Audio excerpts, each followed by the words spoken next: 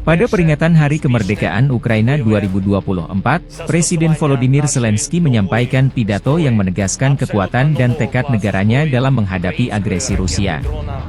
Dalam pidatonya, Zelensky menekankan bahwa Ukraina kini memiliki kemampuan untuk menjangkau Rusia dimanapun, menunjukkan peningkatan kapasitas militer Ukraina setelah bertahun-tahun menghadapi invasi. Pidato tersebut disampaikan di tengah suasana nasional yang penuh semangat, dengan rakyat Ukraina memperingati kemerdekaan mereka yang ke-33. Zelensky juga menegaskan bahwa perjuangan Ukraina bukan hanya tentang mempertahankan wilayah, tetapi juga tentang mempertahankan kedaulatan, kebebasan, dan masa depan yang lebih baik.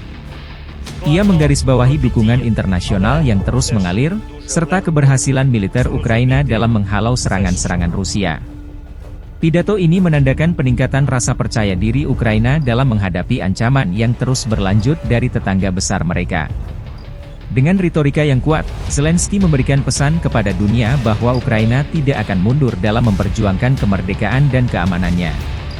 Pernyataan bahwa Ukraina kini bisa menjangkau Rusia dimanapun mencerminkan kesiapan negara tersebut untuk bertahan dan bahkan melancarkan serangan balasan jika diperlukan, menunjukkan bahwa konflik ini masih jauh dari selesai.